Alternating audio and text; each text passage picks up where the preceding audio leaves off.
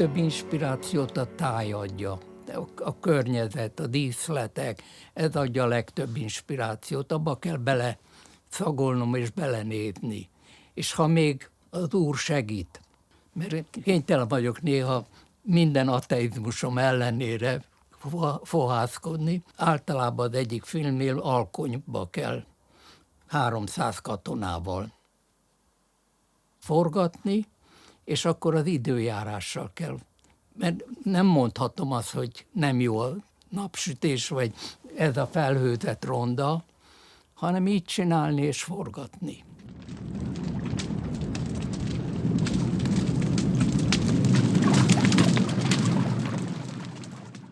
Apám osztrák volt, anyám halott. Sajnos elfelejtettem franciául, mert 46-ban jöttem, 5 évesen, és pillanatok alatt megtanultam magyarul. Jancsóval voltunk kint a Sirocco előkészületén, és akkor kerültem újra ki Párizsba először.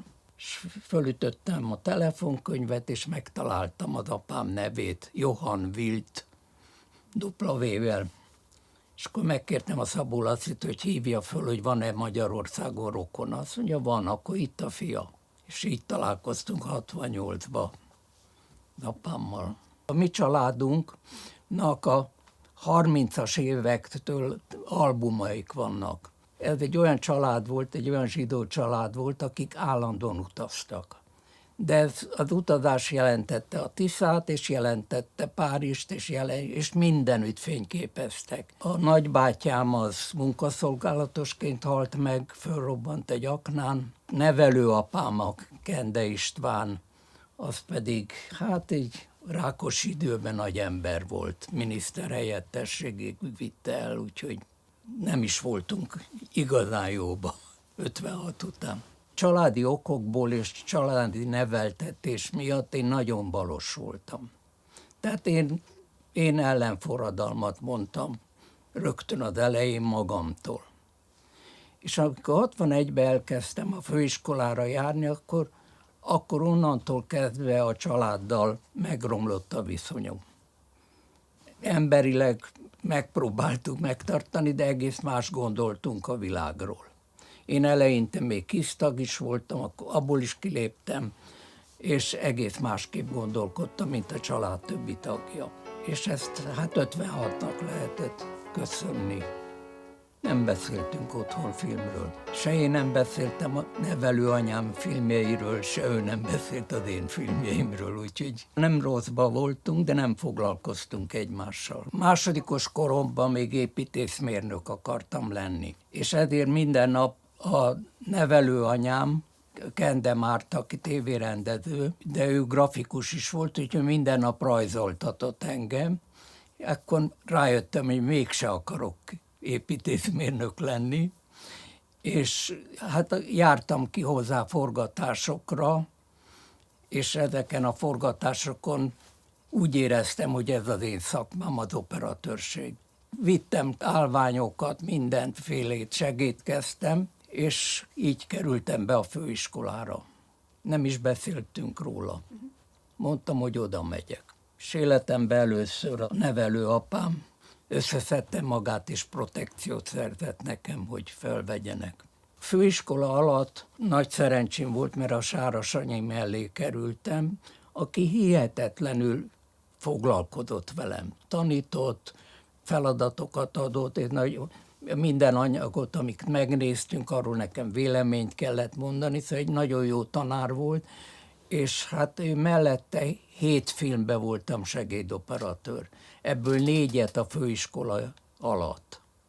Tehát amikor elvégeztem a főiskolát, akkor én már tudtam, hogy kell viselkedni egy produkcióba, és hát én 65-ben végeztem, és 67-ben már játékfilmet csináltam, de már előtte csináltam a Gyarmati Líviával egy 1 órás dokumentumfilmet, amit moziba játszottak.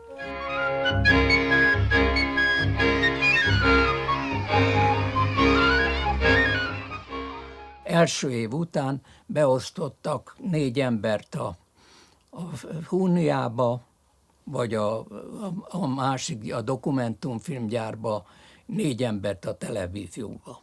Nekem az szerencsém volt, hogy a Sára első filmjét csinálta, Asszony a telepen címen, és ott voltam 5. ember. Hoztam ezt, azt, mondjuk kitaláltam, akkor még nem volt se büfé, semmi, kitaláltam, hogy vegyünk egy kávéfőzőt, és én főzök kávét a stábnak. Nekem ez volt a főmesterségem, mert volt segédoperatőr, segédoperatőr. Igen ám, de akkor nagyon jól összebarátkoztunk a Sanyival, és rákövetkező évben, nyári szünetben a sodráshoz megkért, de már segédoperatőrnek. Tehát az én felelősségem volt nagyon sok minden, és segédoperatőr az egyetlen, aki egyedül el tudja rontani a felvételt. Vagy kinyitja a kazettát, vagy életlen, vagy szóval nem könnyű feladat, és onnantól kezdve pedig akkor már mindig egész kameramanságig jutottam, ami nem jelentett más, csak hogy nem nekem kellett élességet állítani. Azt hiszem 7 filmben voltam a Sanyi mellett.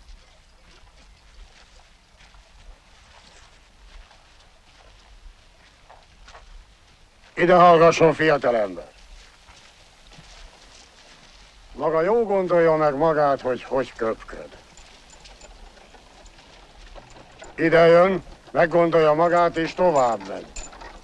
Lődöz ide, lődöz oda. De mi itt maradunk. Mi mindig itt maradunk.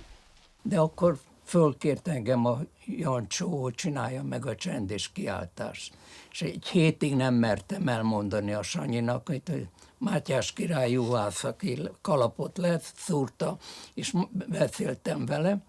Aztán végül is ki kellett mondanom, egy 10 napja dolgoztunk együtt a filmben, tehát én gyakorlatilag nem sokat voltam a filmben, és akkor mondom Sanyinak, hogy ez van.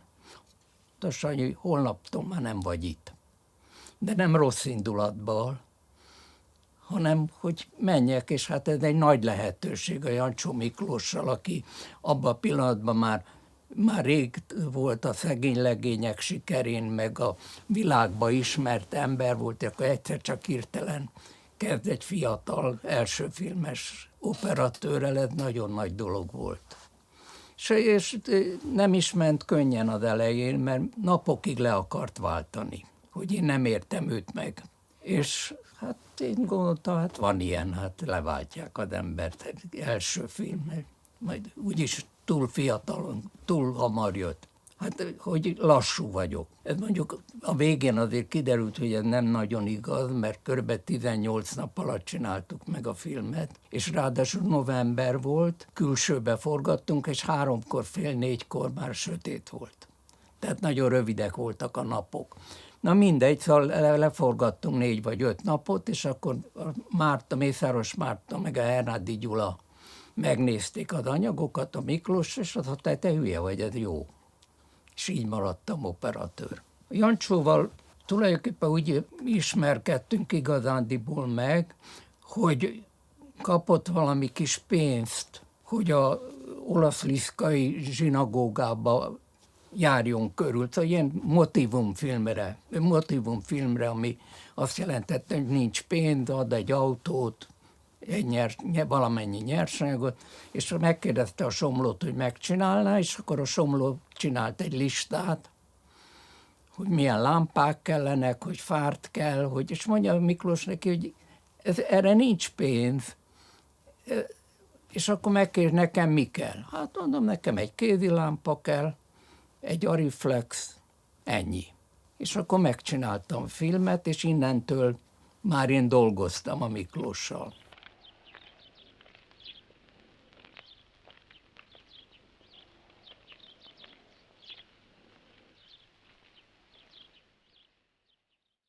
Aztán volt úgy, hogy helyszíneket kerestünk együtt, és ott forgattam, és akkor végül jött a csendes kiáltás. Sokat nem beszéltünk előtte. Nagyon-nagyon hosszan kerestünk Tanyát. Fegyver volt nála? Nem. Hova tettétek az egyenruháját? Elástuk. Hát a film címe az egyszerű, a kiáltás az egy Antonioni film, a csend egy Bergman film, és ezeket kombinálta össze a Miklós. Tehát ennek a hatását kellett volna éreznem, de nem éreztem, úgyhogy, de ezeket szerettem, ezeket a filmeket, úgy tudtam róla. Végülis a munka, amikor megtaláltuk a tanyát, hozzáépítettünk valamiket kiegészítésképpen, Miklós rám nézett, és azt mondta, hogy na, hova tegyük a fártot? Akkor mutattam, akkor lejártam, jó, mondta, és akkor letettük a fártot, ez volt az első. Akkor rátettük a kamerát, minden, a teret meghatároztuk. És akkor ilyenkor a Miklós azt mondta, akkor hova tegyük a szekeret? De most nem lehetett hezitálni, ugyan fogalmam nem volt, hogy mondom oda. Aztán elvittük máshova, de muszáj volt határozottnak lenni. Úgyhogy de azért lassan belejöttem a dologba. Egyszer nem került a kamera elé, hogy a Latinovics széttöri a poharat. Nem látszott. És én ugyan utána mondtam, hogy ez nem volt baj, azt mondta, nem baj. Aztán, mikor Mustert néztünk, akkor baj lett. De tulajdonképpen szóval jó volt vele dolgozni, és a film közepére már annyira elszemtelenedtem, hogy már proponáltam egy beállítást a Miklósnak, mondom, hogy az a bajom, hogy állandóan benn vagyunk a tanyán, és nem látni messziről a tanyát, és ez hiányozni fog. És akkor kitalálta Miklós, kivittük a fártot, és kitalálta azt a 3-as beállítást, hogy a kozák és a 2 lány megy előtérbe, tulajdonképpen egy tánc, semmi, és hátul van a tanya. Ezt én proponáltam, úgyhogy erre büszke vagyok, hogy már megmertem szólalni. Én úgy tekintettem a Jancsó Miklóssal való együttlétet, mintha családtag lennék. Úgy is bánt velem, mintha családtag lennék. Tehát egész más viszonyom volt. És hát a Miklós azt hiszem az egyik legműveltebb magyar filmrendező volt. Mindent tudott. Soha semmi nem lepte meg. Akár történelemről, akár képzőművészetről. Mindent tudott. Amellett egy jóképű ember is volt, kellemes megjelenése volt. Néha igazságtalan volt, de hát ez belefér a dologba. Igen, hát a Sirokkóban van egy életlen snit. Tudnék, az a gép abban a idegben, most minden gépen van lupafűtés. Akkor nem volt lupafűtés, viszont olyan kamerák voltak, hogy nem szabadott a szemet elvenni a lupáról, mert akkor fényt kapott a nyersanyag hátulról. És bepárásodott a 10. percre, és csak körvonalakat láttam, és nem láttam, hogy életlen. És benne van a filmben. Van úgy, hogy néha van rossz érzés.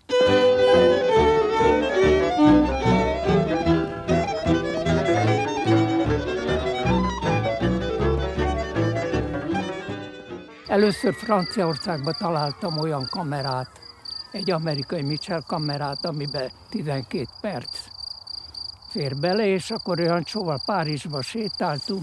Most kezdődik, ez a Rue de Bac-nál volt, és elkerültünk a Flor kávéhádig, ez elég szép hosszú távos, ez a 12 perc.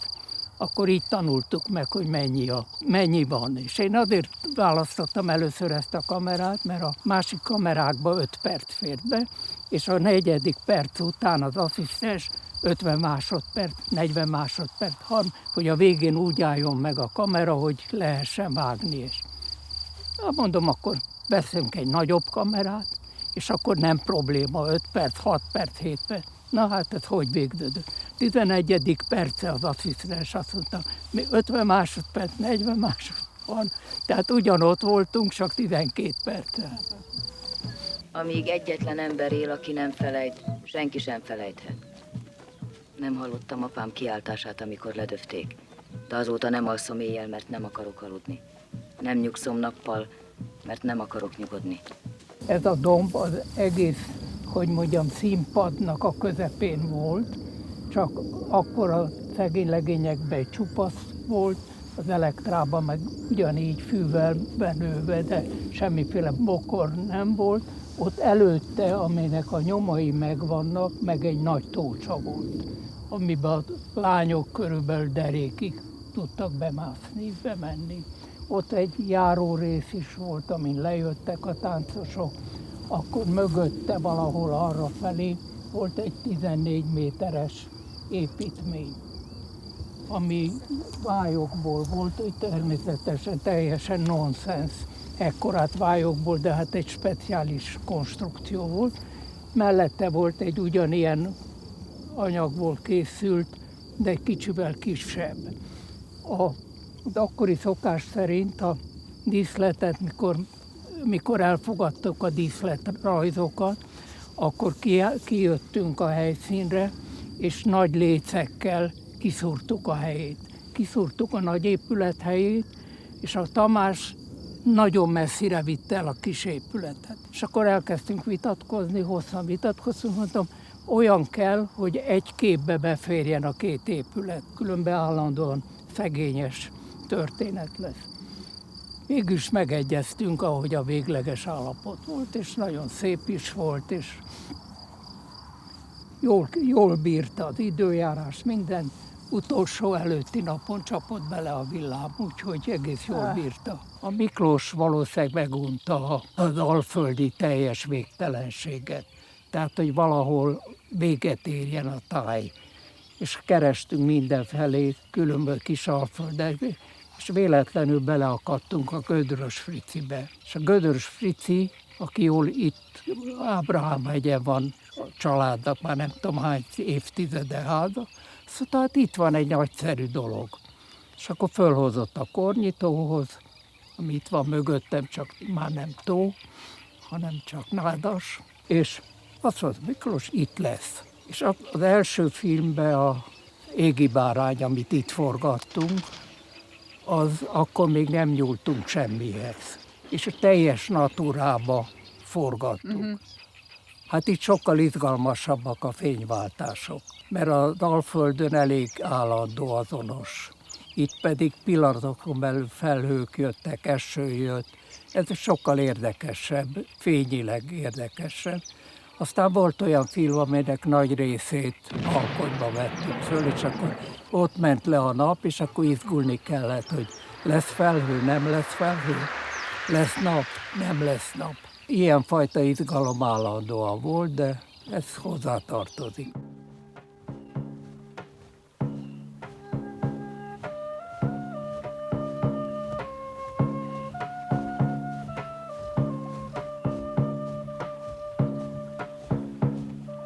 Hát itt volt kétszer épít, a Szörnyek évadjába épült ide egy ház, Magyar rapszódiához oda átépült egy nagy sátor, ide épült a Allegro Barbaróhoz egy urasági ház, körhintával, mindennel. Oda át, ahol az első itteni film volt, a Égi bárány, oda nem épült semmi. Ott, ami volt, ott forgattunk. Utána kezdett ez kiépülni, aztán jött több film, többféle díszlet, de divatossá vált. És hát gyönyörű volt a tó. A hátunk mögött levő helyszín arról is nevezetes, hogy Jancsó Nyika az operatőr személyében itt lövik le a Fiatal Magyar Tanácsköztársaságot. Ez az Égi bárány című film, amiről már beszéltünk. Hogy volt ez a jelenet? Lelövik, de nem jutottunk el az előző nap ehhez a történethez, úgyhogy másnapi hajnalban úgy kezdődik, hogy a Jancsó Nyika fekszik a földön és halott. Oda jön hozzá egy katona, és ki akarja venni a nála lévő kézigránátokat, és Jancsó Nyika felébred. Tudnik, hajnal volt, este nem tudom meddig hol voltak, és elaludt ott. És gyönyörűen nyújtózkodik, mindenki a röhögéstől majd megszakadt, Miklóson kívül, aki hát szólt, hogy illet volna fölébreszteni. Hát ez a nevezetes története, azon kívül ezek a mandulások, a háttere az Allegro Barbaró épületének, illetve sátrának. Ő a színészekkel, meg a statisztériával foglalkozott. és én nekem azt le kellett képezni. És lehetőleg mindig azt kiemelni, amikor, hát volt később a Törőcsik Mari, hogy akinek egy nagyon-nagyon nehéz és hosszú szövege volt, ez mind utószinkron lett a végén, tehát lehetett bizonyos korrekciókat végrehajtani, és mondta Miklósnak, hát úgy nagyon nehéz beleélni magát az embernek a szövegbe, ha te közben azt kiabálod, hogy kergessétek el a pávát. Úgyhogy ez egy ilyen nagyon nehéz történet, de hogy mondjam, biztos tudatos, de nem tudom megfogalmazni.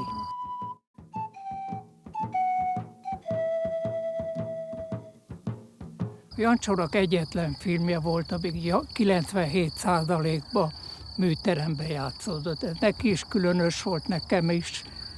Úgyhogy a végére kitaláltuk, hogy kimegyünk a szabadba.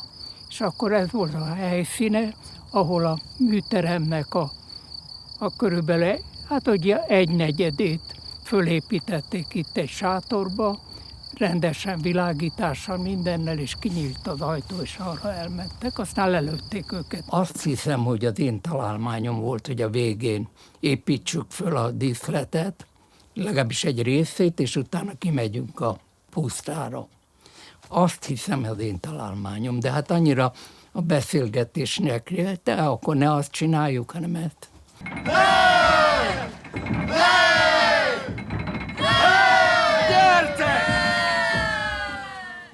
A Boccaccio zsarnok szívében volt először monitor. Tehát, hogy a Miklós látta, hogy mi van a kép, az előző 8 filmben nem látta, csak elhitte. Nem is emlékszem, hogy utólag mondott volna valamit, hogy ez így nem jó. Általában minden beállítást 2-3-szor vettünk föl, és az első beállítás az nem szokott sikerülni, a második jó volt, a harmadik már mechanikus. Már mindenki belejött. Úgyhogy körülbelül ez volt a fölállás. Szóval semmi támaszkodó nem volt. Miklós sem mondta, hogy sötét legyen, világos legyen. Így ment.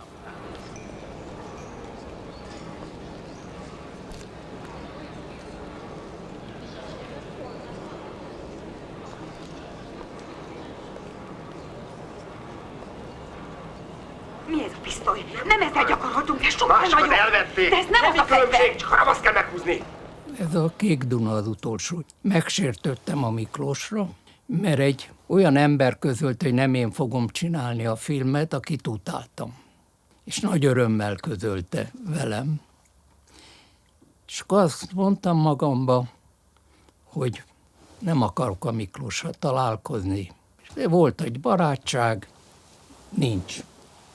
1 évig tartott így többé-kevésbé, és egy rádió interjút csináltak velem, ahol nagyon szépen beszéltem a Miklósról. Egy éjszakai adás volt.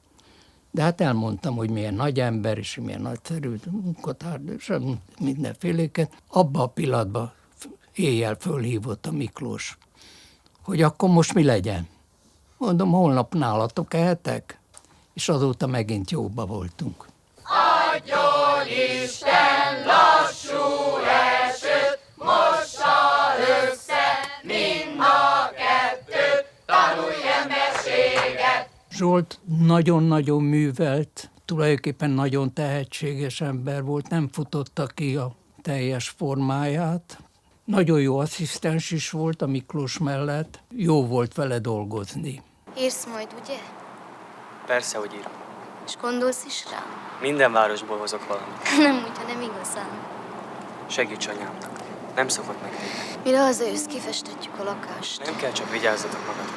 Operatőrként pont tudta, hogy mit akar, azon kevés rendezők közé tartozott, aki valamelyest elmondta az álmait. Nagyon-nagyon ismerte a filmművészetet.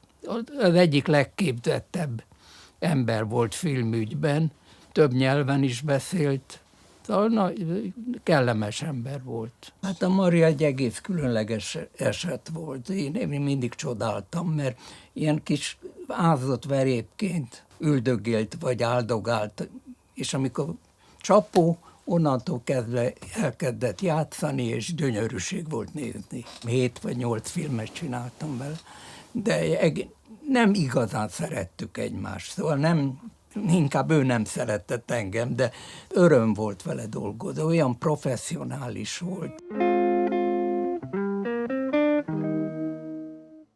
Hát a Marina Vladival nagyon jóba voltam, oroszul beszélgettünk, én azért későbbiekben kiderült, hogy tudok oroszul.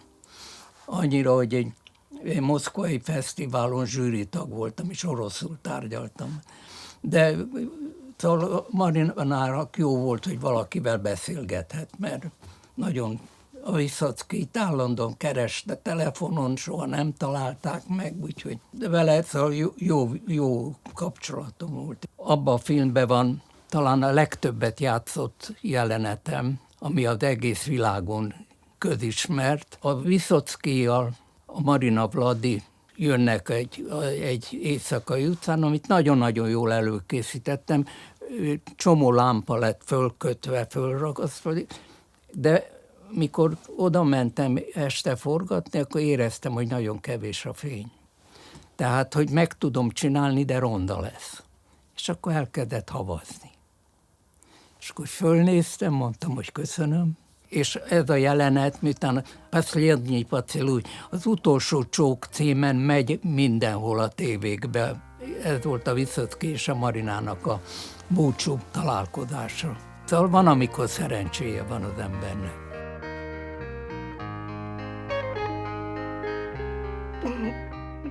A Bújtorral jó volt dolgozni, de rettenetes nehéz munka volt a Sándor Mátyás, mert mentünk végig a jugoszláv tengerparton. Volt úgy, hogy nudista szállodába kellett laknunk, és akkor ott mesztelenül kellett napot kimenni a strandra. A Bújtornak gyönyörű története van, ez ha benne.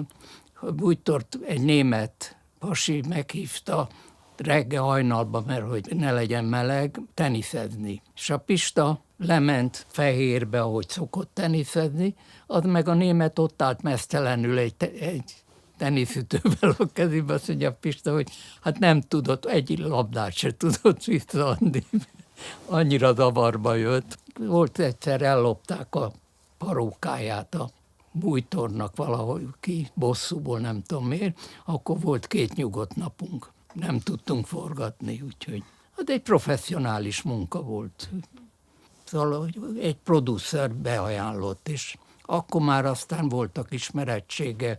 Párizsba is forgattam, egy francia filmet is forgattam, meg bekerültem egy sorozatba, ami akkor nagyon népszerű volt. Aztán azért hagytam abban, mert úgy éreztem, hogy már csak pénzért dolgozom. Annyit nem ért nekem. Nagy rendezőkkel reklámfilmet csináltam, mert akkor az volt a divat, hogy drága reklámfilmet kell csinálni, és ezért nagy rendezőket kértek meg. Ugyancsak a Szőcs André produkciójában Magyarországon forgattak, de ilyen 10 milliós nagyságrendű reklámfilmek voltak, és a rendező ott ült, nagy rendezők ott ültek, néha beleszóltak, de a neve megvolt. Hát sok filmet restauráltam, mindig nagy élvezettel dolgoztam, sokat dolgoztam, és hát rám szakadt a szegény legények is, mert a Tomi meghalt, úgyhogy nem maradt gazdája.